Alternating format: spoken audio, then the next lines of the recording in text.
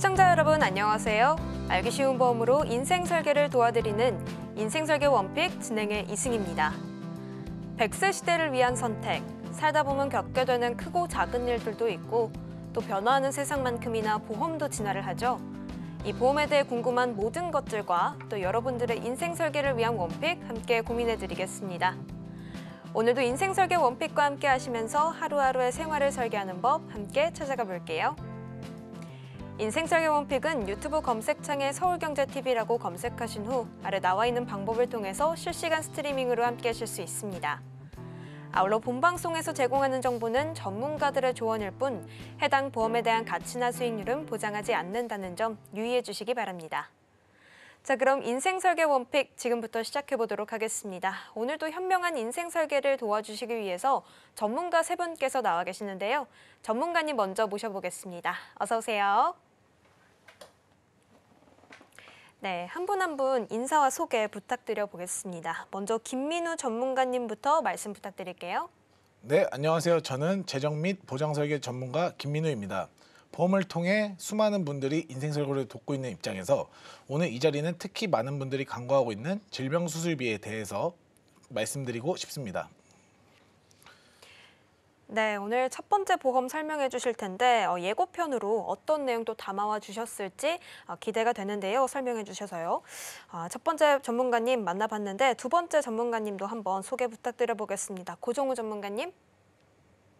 네, 안녕하세요. 저는 내 몸에 맞는 보험을 찾아드리고 사망 원인 1위인 암과 더불어 상위권에 속해 있는 2대 질환에 대해서 말씀드릴 고정호 전문가입니다. 네, 반갑습니다. 사실 요즘 암만큼 또 중요하게 부각이 되고 있는 게 이 2대 질환이죠. 이 내용에 대해서 오늘 또 어떤 이야기들 담아와 주셨을지 기대가 됩니다. 자, 마지막으로 오재하 전문가님도 소개해 주세요. 자, 아무리 좋은 차가 있더라도 에어백이 없는 차를 탈 수는 없듯이 에어백은 평소에는 사용하지는 않지만 당연히 있어야 할 필수 요소인데요. 오늘은 제가 보험 가입자라면 당연히 알고 있어야 할 에어백 같은 정보 준비해봤습니다. 보장 분석 전문가 오재하입니다. 네, 이 에어백처럼 우리를 든든하게 또 지켜줄 보험에 대해서 오늘 또 어떤 이야기들 가져왔을지 기대가 됩니다. 이렇게 전문가님 세 분과 함께 인사 나눠봤는데요. 본격적으로 첫 번째 주제부터 먼저 바로 확인해 보겠습니다. 화면을 통해서 만나보시죠.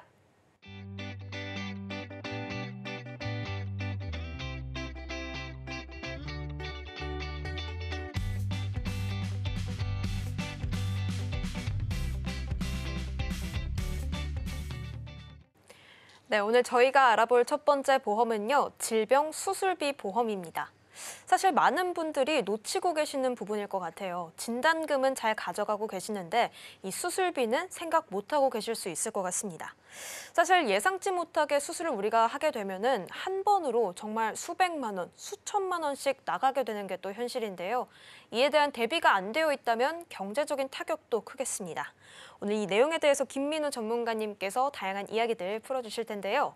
전문가님, 사실 이 보험하면 흔히 실손이 있다, 그러니까 난 괜찮다라고 생각하시는 분들이 있으신데 왜 이렇게 수술비가 중요하게 여겨지는 걸까요? 네, 정확히 말씀해 주셨습니다. 사람들은 평소에 나는 건강하니까 괜찮아 라고 생각하는 경향이 있습니다.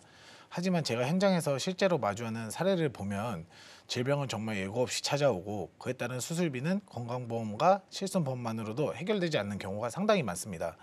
가족 중 한 분은 간단한 통증으로 병원을 갔다가 2주 만에 700만 원 가까운 수술비를 부담하게 된 사례도 있었습니다.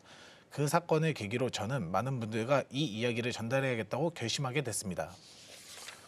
맞습니다. 정말 누구에게나 닥칠 수 있는 일인데 오늘 이 내용에 대해서 또 깊이 있게 풀어주실 거 생각하니까 기대가 됩니다.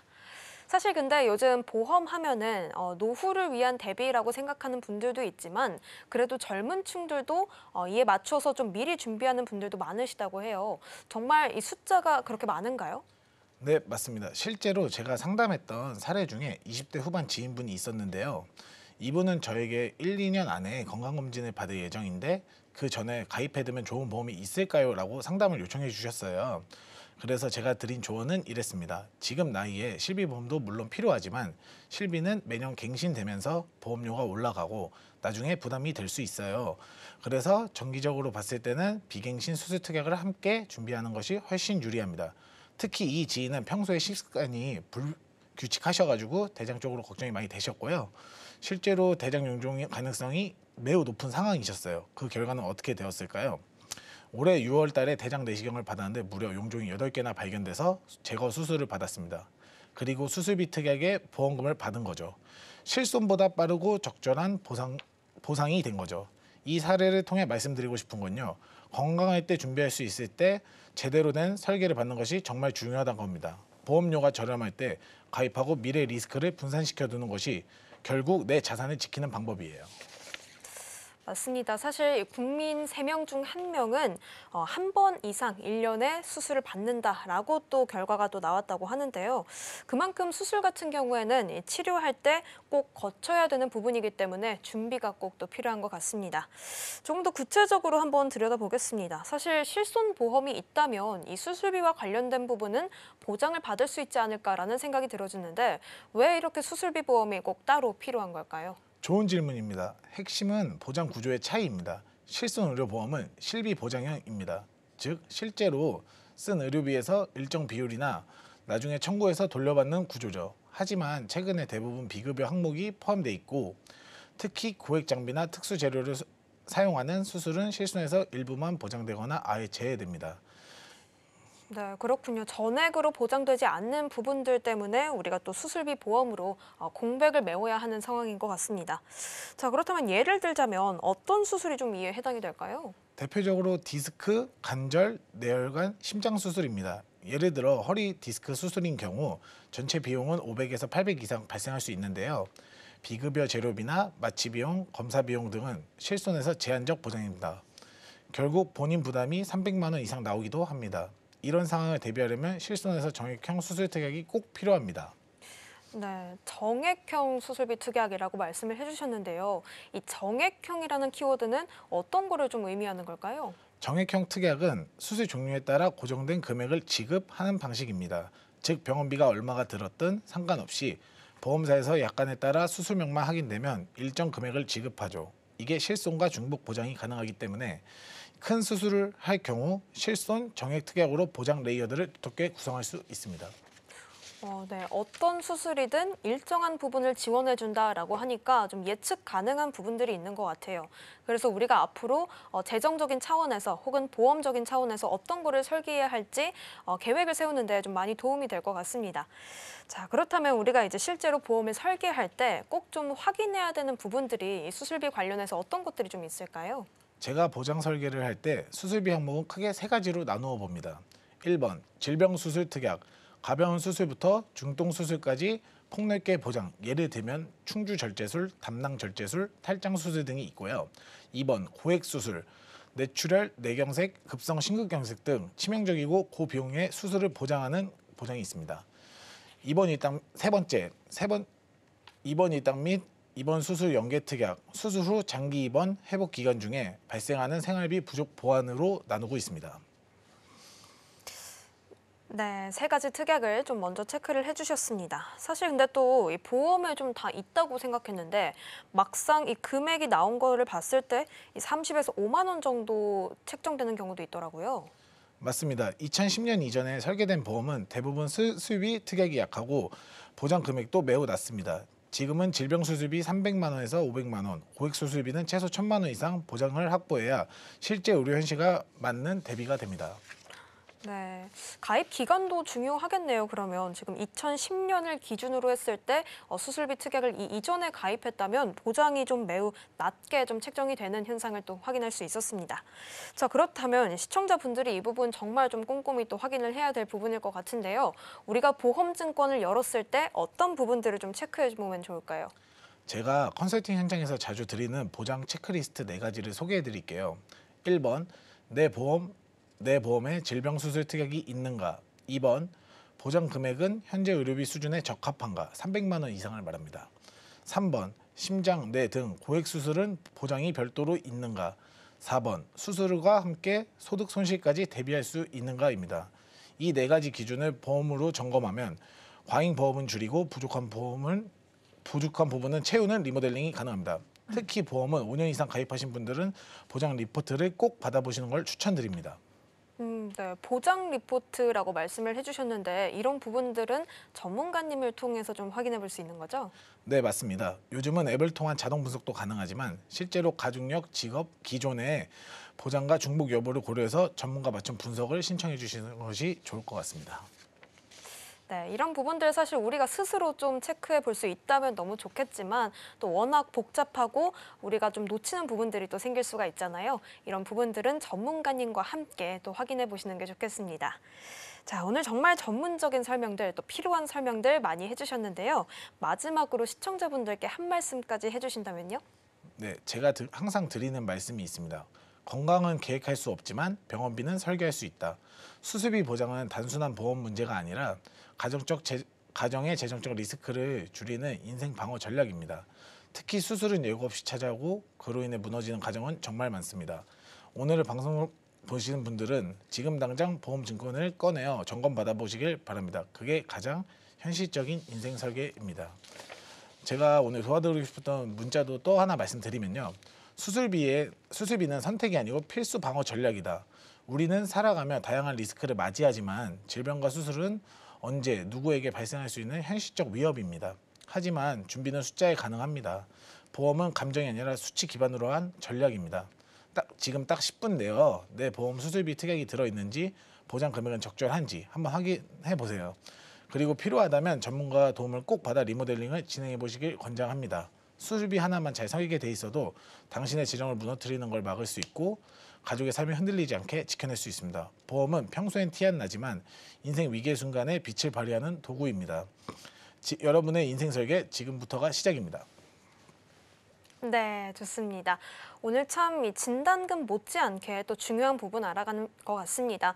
사실 병원비 중에서 이 수술비가 또 크게 나오잖아요. 많이 부담이 되는 부분 중에 하나인데 오늘 전문가님께서 말씀해주신 내용들 잘 참고하셔서 내 지갑과 건강까지 같이 좀 챙겨봐주시길 바라겠습니다. 이 내용은 좀 여기서 마무리를 해보고요. 저희가 알려드린 정보는 여러분의 투자 판단을 위한 조언이라는 점도 명심해 주시기 바랍니다. 수술비에 대한 정리는 화면을 통해서 만나볼게요.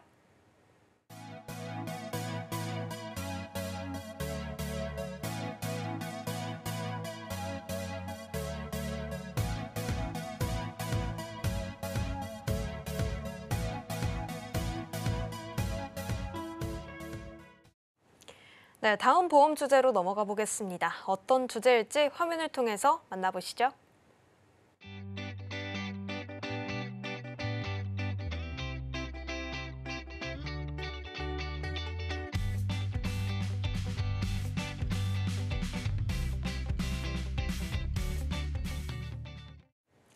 네, 오늘 저희가 두 번째로 알아볼 보험은요, 2대 혈관 질환 보험입니다. 사실 이 보험은 요즘 암보험 못지않게 필수 보험으로 떠오르고 있는 것 같은데요. 따라서 오늘 이 내용에 대해서 이 질환들이 왜 이렇게 위험한지 그리고 보험으로 어떻게 대비할 수 있는지 알아가보는 시간을 가져보도록 하겠습니다.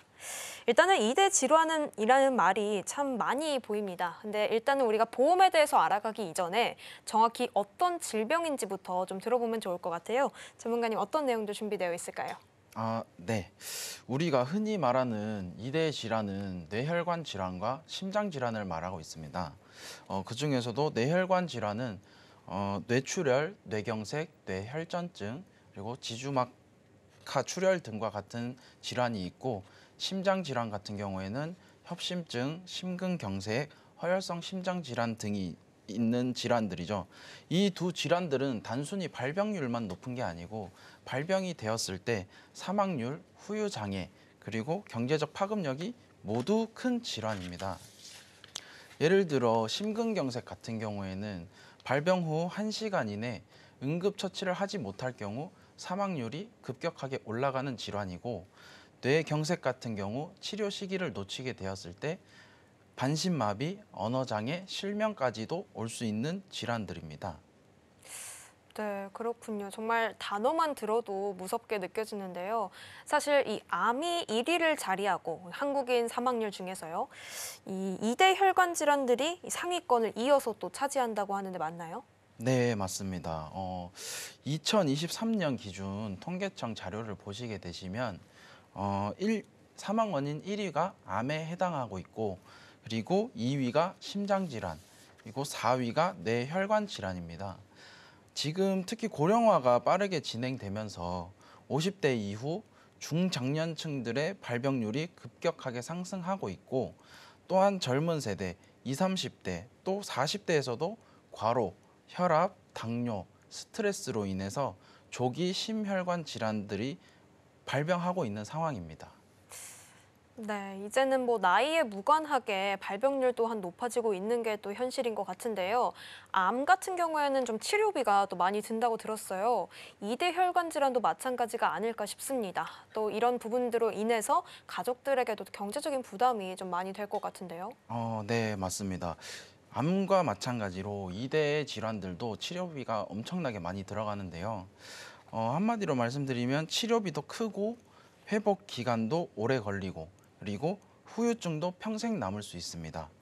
그리고 2대 질환 같은 경우에는 암과 다르게 산정특례 기간이 엄청 짧습니다. 그리고 뭐 심근경색에 대해서는 스텐트 삽입 시술, 응급 이송, 그리고 입원 치료를 포함해서 1,000만 원에서 1,500만 원이 달하는 비용이 들고 뇌경색, 뇌출혈 같은 경우에는 초기 입원 치료에만 1,000만 원이 들고 이후 재활 치료가 6개월에서 1년까지 진행이 됩니다. 그 중에서 전체 비용으로 보게 되면 2천만 원에서 4천만 원까지 드는 경우가 엄청나게 많이 발생하고 있습니다. 하지만 여기서 더 중요한 거는 소득 손실이 될 것 같은데요. 중장년층에서 가장이 이런 질환으로 쓰러지게 된다면 3개월에서 6개월, 길게는 1년까지 소득이 발생하지 않을 수도 있습니다. 장기 장애가 남으면 또 사직에서 폐업까지도 이어질 수 있는데요. 또 마지막으로 간병 비용도 문제입니다. 지방에서 요양보호사 1인 하루 8시간 기준으로 200만 원 이상에 달하는 비용이 발생하고 수도권에서는 300만 원, 400만 원에 달하는 비용이 발생하실 수도 있습니다. 참 무서운 질환인 것 같습니다. 한번 걸리게 되면은 경제적인, 신체적인, 그리고 심리적인 부분까지 타격이 좀 큰 것 같은데요. 근데 사실 오늘 우리가 이렇게 2대 혈관 질환 보험에 대해서 알아가는데 2대 혈관 질환 같은 부분들은 실손보험으로 좀 해결되지 않을까 싶은데요. 좀 좋은 질문을 주셨는데 앞에서 김민우 전문가님께서 말씀해 주셨다시피 실손보험은 병원에서 낸 돈만큼만 보장을 해주는 구조입니다. 그리고 심지어 실손보험은 면책기간도 포함이 되어 있기 때문에 그렇다 보니 간병비, 생활비, 후유장애, 진단금까지 보상은 다 받기가 어렵고요. 반면 진단형 보험은 뇌혈관 진단이나 아니면 협심증, 허혈성 심장질환에 진단되면은 보험금이 일시금으로 지급이 되기 때문에 2대 질환 치료비와 같이 준비를 하시게 되시면 초기 치료비 그리고 회복 기간 동안에 생계자금으로 매우 유용하게 쓰이실 수가 있습니다. 네, 역시 뭐 2대 혈관 질환도 마찬가지로 실손보험으로만 채울 수 없는 부분들을 좀 메워주는 역할을 하게 되네요. 근데 전문가님께서 아까 말씀해 주실 때 이 산정 특례와 관한 부분 말씀해 주셨거든요. 2대 질환 같은 경우에는 암에 비해서 그 기간이 좀 짧다라고 말씀을 해 주셨는데 일단은 그 산정 특례라는 것에 대한 정의가 좀 궁금합니다. 네. 산정특례란 중증 질환자의 의료비 부담을 줄여주기 위해서 국민건강보험공단에서 실시하고 있는 본인부담금을 0%에서 10%까지 지원을 해주는 제도인데요. 옆에 사진을 보시게 되시면 암은 5년, 뇌혈관 질환과 심장 질환은 30일 한도로 제한이 되어 있습니다. 암내심 관련 진료비는 5% 정도만 부담을 하시면 되는데요. 예를 들어 병원비가 100만 원이 나왔을 경우 본인 부담금이 5만 원만 지불을 하시게 되시면 치료를 받으실 수 있습니다. 그리고 앞서 말씀드린 것처럼 암은 산전특례 기간이 5년이 되지만 뇌혈관 질환과 심장 질환은 30일밖에 되지 않습니다. 그리고 암 같은 경우 전이, 재발, 확인 시 연장이 가능하지만 이대 질환에 속해 있는 뇌혈관 질환과 심장 질환은 연장 대상 질환에 속해 있지 않기 때문에 잘 확인해 보시고 가입을 하시는 게 좋겠습니다. 그렇군요. 사실 암과 이대 혈관 질환 같이 좀 상위권에 속해 있는 보험 질병들이지만 좀 차이가 있다는 것을 우리가 확인할 수 있었습니다. 일단 산정특례 기간에서도 좀 차이가 있고요. 재발되는 측면에서도 좀 차이가 있네요. 사실 암 같은 경우에는 이제 전이되는 것들이 좀 많다 보니까 이 부분에 대한 특약이나 혜택들이 있는 걸로 알고 있는데 이대 혈관 질환은 여기서는 조금 빠져 있는 것 같습니다. 자, 그렇다면 우리가 뇌와 심장 질환 보험을 우리가 좀 어떻게 준비하는 게 좋을까요? 제가 이 부분을 좀 짚어드릴 건데 크게 세 가지 포인트를 좀 준비를 하시면 되는데 첫 번째는 보장 범위를 확인을 하셔야 됩니다.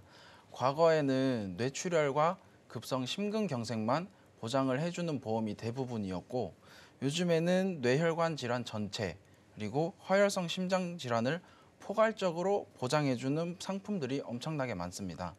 옆에 표를 보시게 되시면 뇌혈관 같은 경우에는 대부분의 고객분들이 뇌출혈로 가입이 되어 있으신 분들이 많으실 거예요. 근데 뇌출혈로 가입이 되어 있으실 경우에는 뇌경색증도 보상이 안 되고 기타 뇌혈관 질환으로 발생하는 질환들도 보상이 되지 않습니다. 그리고 뇌혈관 진단으로 후유증이 발생해도 보상을 받기가 힘들어요. 그렇기 때문에 전체적인 범위로 보장을 받기 위해서는 뇌혈관 질환인 뇌혈관 진단비로 준비를 하시는 게 적합하고요. 그리고 밑으로 가시게 되시면 심장질환 진단비가 나오게 되시는데 여기에서도 마찬가지입니다. 대부분의 고객님들께서 급성 심근경색으로 가입이 되어 있으세요. 제가 상담을 나가더라도 대부분의 고객님들께서 급성 심근경색으로 준비가 되어 있으시고 보통 급성 심근경색으로 진단비가 가입이 되어 있을 시에는 협심증은 물론 부정맥, 심부전 같은 질환들도 보장이 되지 않습니다. 저희 나라 통계적으로 심장병 중에 제일 많이 걸리는 병이 협심증인데 협심증에 대해서 보장을 받기 위해서는 급성 심근경색 진단비보단 허혈성 심장질환 진단비를 가입을 하셔야 되고 그리고 부정맥과 심부전 같은 경우에는 허혈성 심장질환에서도 보장이 되지 않기 때문에 기타 심장질환 진단비로 따로 준비를 하시는 게 좋습니다. 뇌하고 심장질환은 치료비도 크고 기간도 길기 때문에 진단금은 최소 2천만 원을 준비를 하시는 게 좋고 그리고 더불어 치료비와 수술비를 같이 준비를 하셔야 이후 생계 유지에도 도움이 되고 치료 받으실 때도 큰 부담감 없이 치료를 받으실 수 있습니다. 그리고 마지막으로 보험 가입 시기인데요. 보험 가입 시기, 이 질환들은 40대에서 50대에서 좀 많이 급증을 하는데요. 그래서 증상이 없을 때 미리 가입하시는 게 좋습니다. 20대에서도 간혹 이제 고혈압, 당뇨 진단을 받게 되시면 합병증으로 이대 질환이 발병을 하실 수 있는데 젊은 세대들에서도 고혈압, 당뇨, 고지혈 진단을 많이 받기 때문에 미리미리 준비를 하시는 게 좋습니다. 좋습니다. 많은 내용들 설명해 주셨는데요. 이 이대 혈관 질환 보험을 가입할 때 우리가 체크해야 될 부분 크게 세 가지로 나눠서 설명을 해 주셨습니다. 좀 정리를 해보자면 일단은 보장 범위가 가장 넓은 거를 선택하는 게 가장 중요할 것 같고요. 또 두 번째로는 이 진단금 규모를 좀 넉넉하게 챙겨가는 걸 선택하시는 게 좋을 것 같습니다. 또 마지막으로 가입 시기도 중요하다라고 설명을 해 주셨는데요. 어떻게 보면 빠르면 빠를수록 좋다. 좀 이렇게 좀 그럼요. 알아들으면 될 것 같습니다. 자, 이렇게 우리가 어떤 부분을 체크해야 되는지 알아봤는데 실제로 이렇게 보험을 좀 단단하게 준비해서 도움이 된 사례가 있다면 이어서 설명해 주시면 좋을 것 같아요. 네. 작년에 제가 상담했던 40대 중반의 고객님이 계시는데 이분 같은 경우에는 평소에는 엄청 건강하셨어요. 엄청 건강하시다가 갑자기 가슴이 아프고 심장이 쥐어짜여지는 듯한 느낌이 오신다고 하셔서 급하게 병원을 좀 찾아가셨는데 협심증 진단을 받으셨다고 저한테 연락이 오셨어요. 이분께서는 제가 컨설팅을 해드릴 때 허혈성 심장 질환으로 3천만 원을 가입을 하셨었고 또 치료비와 심장 치료비와 수술비도 같이 가입을 하셨어요. 그 돈으로 이제 3천만 원 일시금을 받으시고 진단 생활비 공백을 메우고 치료비와 수술비로 치료비를 메우셨던 분이 계십니다. 만약 보험이 없었다면 1,000만 원이 넘는 병원비와 4개월간의 무급 휴직 동안 생계가 정말 어려우셨을 거고요. 그리고 또 한 가지로 제가 상담했던 고객님 중에 20대 초반이신 분이 계세요. 이분은 젊으신데도 불구하고 제가 컨설팅 해드렸을 당시에 혈압과 당뇨 진단을 이미 받으시고 약도 복용을 하고 계셨어요. 약도 복용을 하고 계셨는데 이 고객님도 젊은 나이에 협심증 진단을 일찍이 받으셨어요. 일찍이 받으시고 이분도 컨설팅 당시 허혈성 심장질환 3천만 원에 가입이 되어 있으셨고 협심증 진단을 받으시고 진단금을 바로 보장을 받으셨어요. 그래서 어머님과 아버님이 정말 감사하다고 좀 인사를 많이 해주셨고 그 돈으로 치료를 잘 받고 계시다고 아직까지도 연락을 하고 있고 꾸준히 연락을 이어가고 있습니다. 네, 정말 실감 나는 이야기인 것 같습니다. 어떻게 보면 이 두 분 같은 경우에는 보장 범위를 넓게 또 챙겨가고 진단금도 단단하게 2천만 원 이상 챙겨갔기 때문에 이렇게 좀 좋은 결과를 맞이하지 않았나 싶은데요. 특히 두 번째 사례 같은 경우에는 또 20대 초반이라고 하시니까 정말 경각심이 더 들게 되는 것 같습니다. 자, 오늘 말씀을 들으니까요. 역시 뇌와 심장 질환은 단지 건강 문제에 그치는 게 아니라 이렇게 경제적인 부분까지 해결해주면서 어떤 가족의 부담을 좀 덜어줄 수 있는 그런 든든한 보호막이 돼가는 것 같습니다. 또 이어서 또 설명해 주실 부분 혹은 덧붙여 주실 말 있으실까요? 한 가지 사례를 더 말씀드리고 싶은데요. 이게 뇌혈관 질환 같은 경우에는 좀 미리 준비를 하시는 게 제가 좋다고 말씀을 드리는데 본인도 모르게 머리가 아파서 병원을 갔을 경우 단순 의사소견으로는 그냥 통증으로만 나올 수도 있고 아무 진단이 안 찍힐 수도 있어요. 그렇지만 그걸로 인해서 물론 내가 병원을 갔으니 고객님들께서는 청구를 하시는 경우도 많으실 거예요. 제 고객님 중 한 분 60대 어머님 분이 한 분 계시는데 그분 같은 경우도 머리가 아파서 병원을 가셨는데 이제 진단은 되지 않으셨고 그리고 병원비를 청구를 하셨어요. 그리고 저랑 만나서 이제 컨설팅을 하게 되었는데 실제 심사 상황에서 이제 뇌혈관 진단이 찍혀버려서 5년 동안 보험 가입에 제한이 되신 분들도 계세요. 그렇기 때문에 단순 머리가 아파서 심장이 아파서 병원을 가더라도 소견이 나오진 않았지만 청구 시에 진단이 찍혀버리게 되면 보험을 가입을 하고 싶어도 뇌혈관과 심장 질환은 준비하기가 엄청 힘듭니다.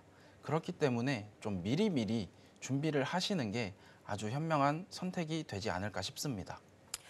네, 이분 같은 경우에는 어떻게 보면은 이제 보험을 가입할 때 병력이 있으면 좀 제한되는 부분이 있는데 놓친 부분이 있는 것 같아요. 역시 이런 부분들을 좀 커버하기 위해서는 전문가님과 함께 좀 상의를 하는 게 가장 중요할 것 같습니다. 오늘 이렇게 2대 혈관 질환 이야기 다양하게 또 풀어주셨는데 마지막으로 또 한마디 해주신다면요? 2대 질환은 한 번 발병하면 단순 치료를 넘어서 내 생계가 위험할 수 있고 치료도 못할 수도 있습니다. 장기적인 간병, 재활, 소득 손실까지도 고려를 해야 되는 상황이고요. 저 역시 당 수치가 높아서 2대 질환 쪽으로는 엄청 일찍 준비를 해놓은 상태예요. 보험은 그런 위험을 미리 분산하고 삶의 회복을 도와주는 도구이기 때문에 건강하실 때 미리미리 준비를 하시는 게 여러분들의 현명한 선택이라고 생각됩니다. 맞습니다. 또 이렇게 예고 없이 찾아오는 침묵의 살인자다라고 불리는 게 2대 혈관 질환이잖아요. 건강하다고 좀 방심하진 마시고요. 가장 건강하고 또 도움이 될 때, 젊을 때 이렇게 좀 준비를 하시는 게 좋을 것 같습니다. 자, 이 내용도 여기서 좀 마무리를 해보겠습니다. 저희가 알려드린 정보는 여러분의 투자 판단을 위한 조언이란 점 명심해 주시고요. 지혜롭게 활용하시면 좋겠습니다. 2대 혈관 질환 보험에 대한 정리는 화면을 통해서 만나볼게요.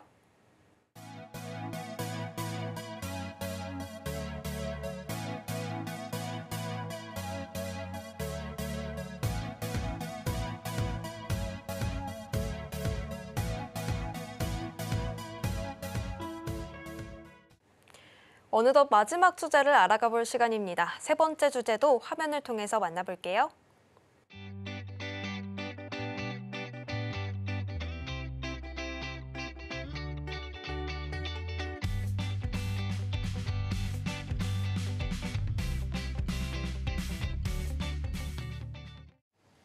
네, 세 번째로 저희가 알아볼 주제는요, 갱신과 비갱신입니다.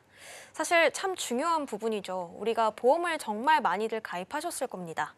예측 불가능한 위험으로부터 우리를 지켜주기 위한 수단으로서 활용을 하고 있는데요. 근데 우리가 보험을 가입하게 됐을 때 납입 조건으로 갱신을 선택할 거냐, 비갱신을 선택할 거냐, 이런 두 가지 갈림길에 놓이게 됩니다.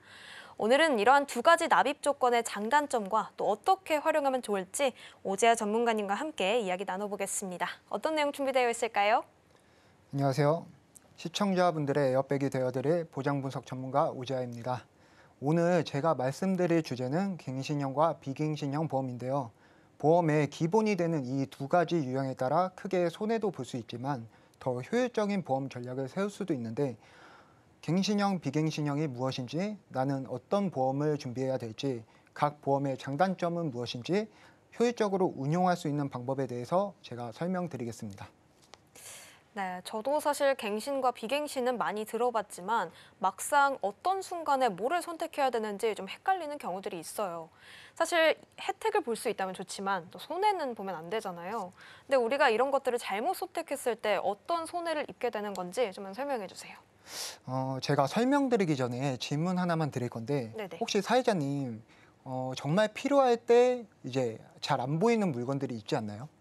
그쵸, 많이 있죠. 좀 예를 들어서 생각해 보자면 일단 우산이 될 것 같습니다. 막상 항상 비가 와서 우산을 좀 찾다 보면은 잃어버렸거나 없는 경우가 있거나 안 갖고 나오는 경우가 많더라고요. 그래서 저는 항상 우산을 좀 새로 사곤 합니다.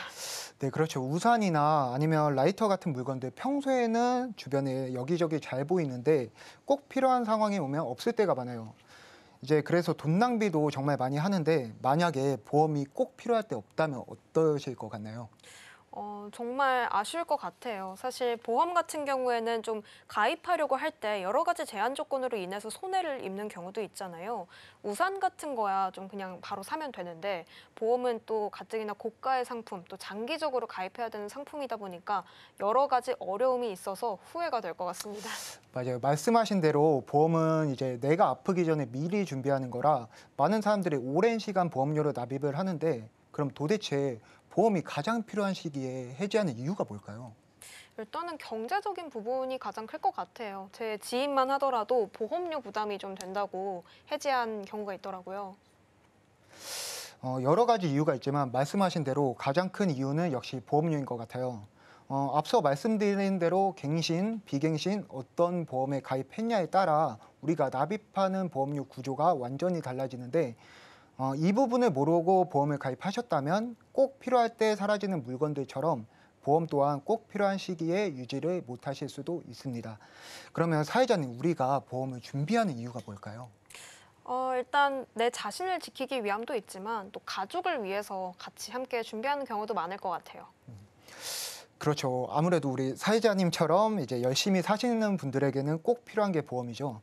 누구나 갑자기 아프거나 다칠 수도 있고, 갑작스럽게 치료비로 큰 돈이 든다면 그동안 힘들게 모아놓은 돈이 한순간에 날아갈 수도 있는데, 묵돈이 드는 건 둘째 치고 당장에 소득이 끊기면 남아있는 가족들의 생활비를 감당하기가 정말 힘들 거예요. 이때 보험이 제대로 준비되어 있다면 최악의 경우는 피할 수 있겠죠. 그래서 보험은 내일을 위한 오늘의 준비라고 말씀을 드리는데, 보험을 가입하는 것만큼 잘 유지하는 것도 정말 중요하겠죠. 그런데 보험을 준비하다 보면 보험료에 대한 부담도 많은 사람들의 고민거리 중 하나입니다. 평균적으로 납입하는 보험료가 이제 4천만 원에서 7천만 원까지 하기 때문에 20년, 30년에 거쳐서 납입을 하는데, 어떻게 보면 집을 사는 것과도 조금 비슷한 부분이 있어요. 집을 구할 때 매매와 월세가 있는 것처럼 보험에도 비슷한 개념이 있다는 거 알고 계시나요? 그래요? 집과 무슨 연관성이 있는지 잘 모르겠는데 좀 구체적으로 설명해 주세요. 이제 매매는 처음에는 큰 돈이 들어가지만 대출금만 갚으면 평생 유지되는 완전한 내 집이 되는 거고, 월세 같은 경우에는 매달 평생 돈을 내야 하고 주기적으로 재계약할 때마다 월세가 오를 수도 있다 보니 노후에 경제 활동이 줄어들게 되면 월세 걱정을 안 할 수가 없겠죠. 보험도 정해진 기간만 납입하면 온전히 보장만 받는 보험이 있고 주기적으로 보험료가 오르는 이제 매달 보험료를 내다가 만기까지 보험료를 내야 하는 보험이 있는데 보험료가 오르는 보험 하나 생각나는 게 있으실 텐데 바로 실손의료비 보험입니다. 실손 가입자 수는 국내 인구의 70% 가까운 국민보험인데 도대체 이 실손의료비는 왜 계속 보험료가 오르는지 그 이유부터 먼저 알아볼게요. 보험료를 산정하는 다양한 요소가 있지만 가장 중요한 요소는 위험률인데요. 이 위험률에 가장 큰 영향을 미치는 것이 나이와 병력입니다. 지금 이 사진을 보면은 사망률 1위인 암의 연령별 발생률이고 연령이 높아짐에 따라 암 발생률이 크게 높아지는 것을 볼 수 있습니다. 그렇다면 당연히 보험사 입장에서도 암의 발생률이 높은 60대 이상의 피보험자가 예측되는 손해율이 더욱 높을 텐데 그렇기 때문에 연세가 높으신 분들은 보험을 가입할 때 보험료가 더욱 높게 산정이 되는 거죠. 또는 이미 기존에 병력이 많은 분들에게 질병 발생률이 높다고 판단해서 이 또한 마찬가지고요. 보험료는 이러한 질병의 위험률을 측정하여 산정되는데 이때 납입 구조에 따라 갱신형과 비갱신형으로 구분이 됩니다. 네, 오늘 주제가 좀 본격적으로 시작되는 느낌이 들어지는데요. 아무래도 나이가 좀 있으신 분들은 병력이 있을 텐데 보험사 같은 경우에는 그래도 영리 목적을 좀 추구하기도 하다 보니까 그만큼 손해율을 예측해서 보험료를 산정한다. 이렇게 좀 보면 되겠네요. 네, 정확히 이해하셨는데요. 보험은 보험사에서 보험료를 받고 약속된 보험금을 지급하는 금융상품인데 보험사는 자선사업단체가 아니기 때문에 지급하는 보험금의 총액이 납입받은 보험료의 총액을 넘지 않는 구조를 가지고 있고 그렇기 때문에 손해율이 높은 담보는 그만큼 보험료도 높아지는 건데요. 갱신형과 비갱신형, 유형에 따라 그 구조가 달라지기 때문에 하나씩 자세히 설명드리겠습니다. 먼저 비갱신형 보험인데 비갱신형 보험은 현재의 위험률을 만기까지 계산해서 보험료가 산정되는데 처음에 계약한 조건 그대로 정해진 기간 동안 보험료와 보장 내용이 유지되는 보험이고요. 예를 들어 30세의 비갱신형 20년 만기 보험을 가입하면 50세까지 매달 같은 금액을 납입하면서 같은 보장을 받을 수 있는 거죠. 보험료가 오르지 않기 때문에 예측 가능성이 높고 안정적이라는 장점이 있고요. 하지만 초기 보험료가 갱신형보다 상대적으로 비싸게 책정되기 때문에 같은 보장을 받는다면 비갱신형은 처음부터 보험료를 높게 내야 됩니다. 그렇게 치면 이제 아까 좀 지배 비율을 설명을 해주셨을 때 매매와 월세 중에서 비갱신형 보험은 매매에 좀 가깝겠네요. 맞습니다. 사실 이렇게 좀 안정성이라는 키워드를 가지고 있다 보니까 그래서 비갱신형이 노후 대비에 좋다라는 이야기가 좀 들려오는 것 같습니다. 근데 사실 또 추가적으로 듣기에 갱신형보다는 그래서 비갱신형을 택하는 게 더 좋다 이런 이야기도 있던데요. 일반적으로는 그렇지만 항상 그런 건 아니에요. 혹시나 보험을 잘못 가입하거나 경제적 여건 때문에 해지를 하는 경우는 비갱신형 보험은 미래의 보험료까지 미리 납입하는 구조다 보니 손해가 더 크고 보험 소비자 입장에서는 더 좋은 보험이 나와도 갈아타는 것이 부담스러울 수밖에 없는데요. 단기적으로 보험이 필요한 경우에는 불필요한 보험료를 납입할 수도 있게 됩니다. 확실히 좀 절대적인 건 아닌 것 같습니다. 지금 비갱신형 보험의 단점을 좀 짚어주신 것 같은데요.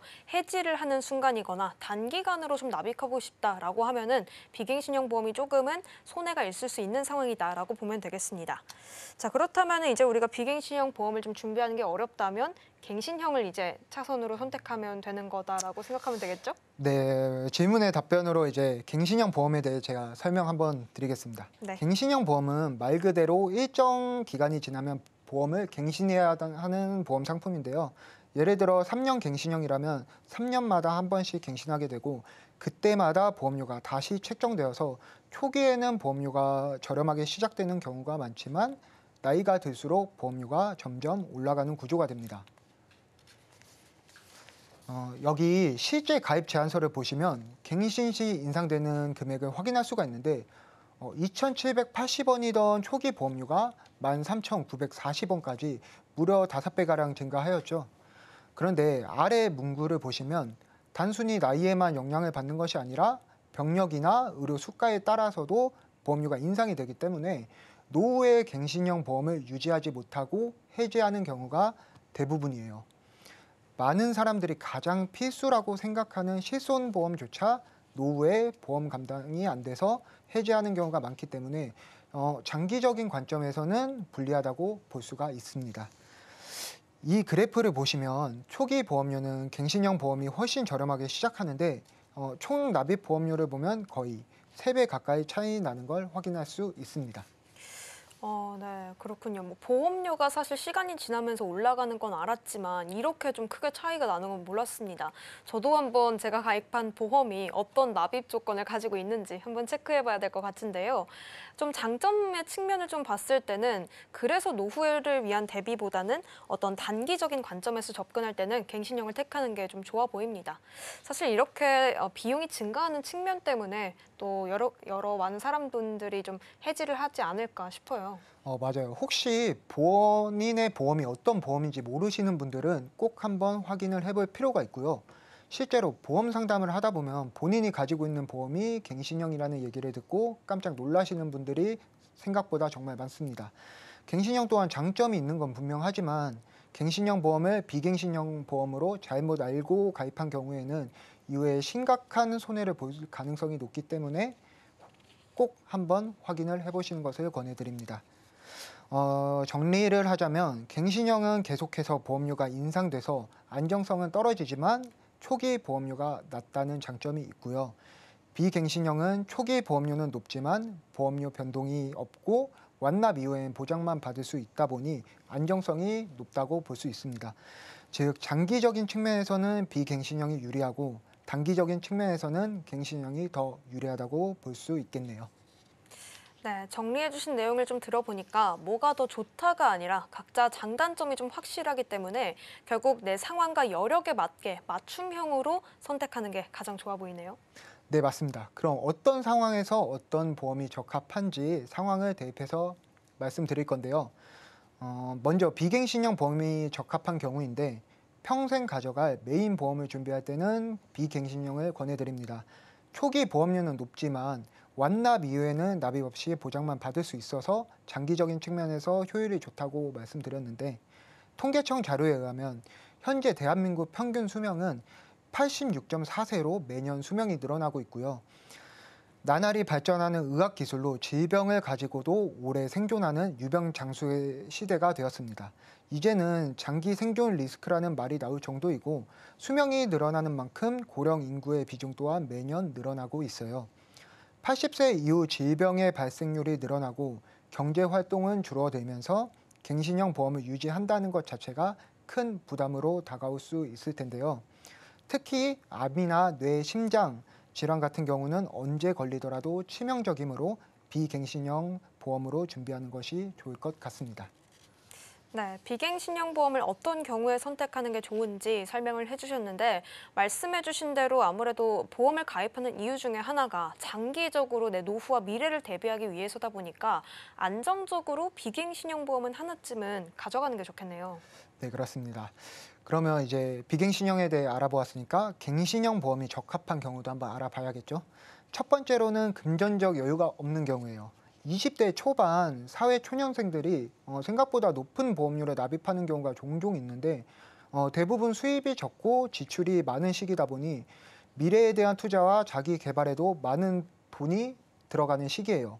만약에 높은 보험료로 자신에 대한 투자나 자기 개발의 기회를 놓칠 수도 있는 경우를 생각해서 당장은 저렴한 갱신형 보험을 고려해 보는 것도 좋을 것 같고요.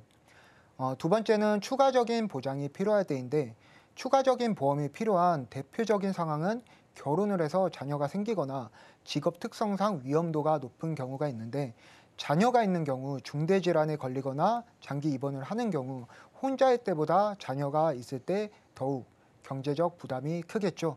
이에 따라 추가적인 보험을 준비하시는 분들이 많은데 이때 무리하게 비갱신형 보험을 준비하는 것보다는 자녀가 성인이 되는 그때까지 갱신형으로 저렴하게 준비하는 것이 좋다고 생각합니다. 마찬가지로 직업 특성상 추가 보장이 필요한 경우도 은퇴 후까지만 유지할 보험을 갱신형으로 저렴하게 준비하는 것을 권해드립니다. 그럼 세 번째는 보험에 확신이 없는 경우인데 자료를 보시면 보험 소비자들이 보험을 해지하는 경우가 점점 늘어나고 있어요.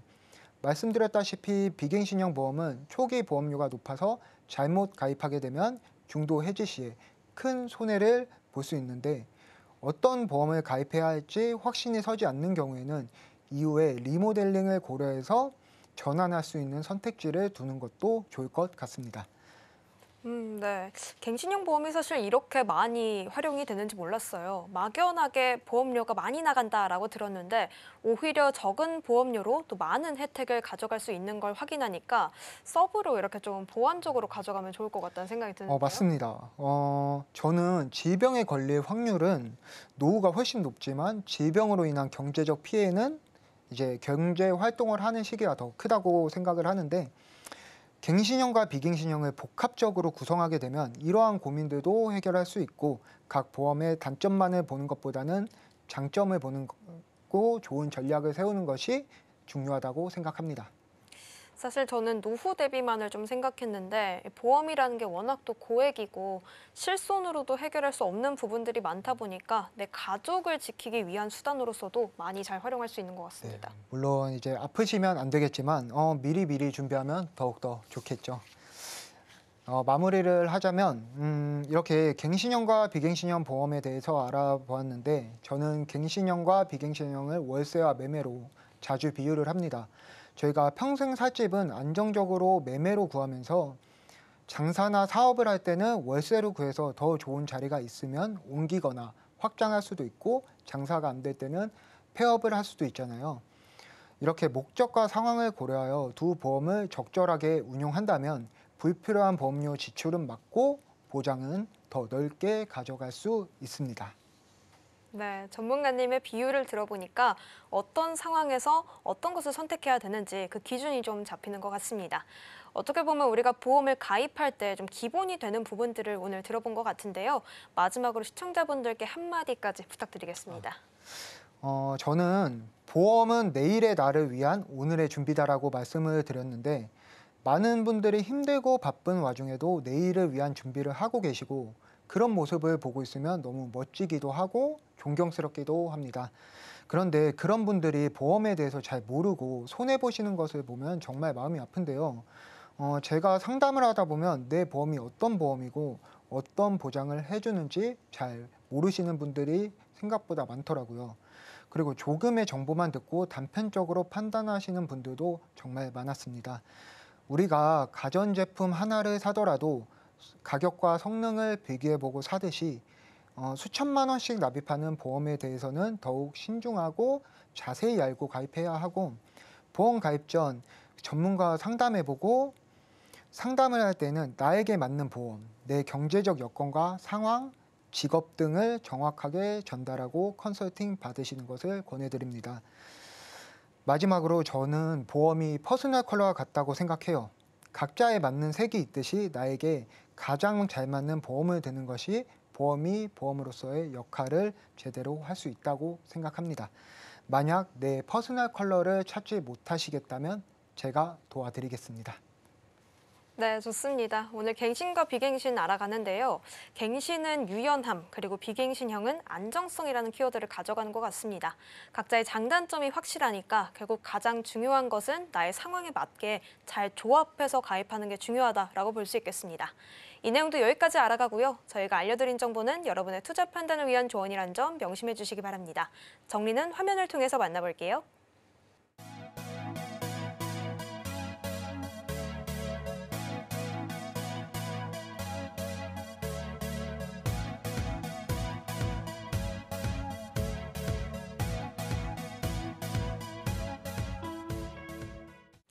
인생설계 원픽에서 제공하는 정보는 전문가들의 조언일 뿐 해당 보험의 가치나 수익률은 보장하지 않는다는 점 유의해 주시기 바랍니다. 저희 방송은 서울경제TV 홈페이지와 유튜브를 통해서 다시 확인하실 수가 있고요. 저희가 준비한 소식은 여기까지입니다. 시청해 주신 여러분 고맙습니다.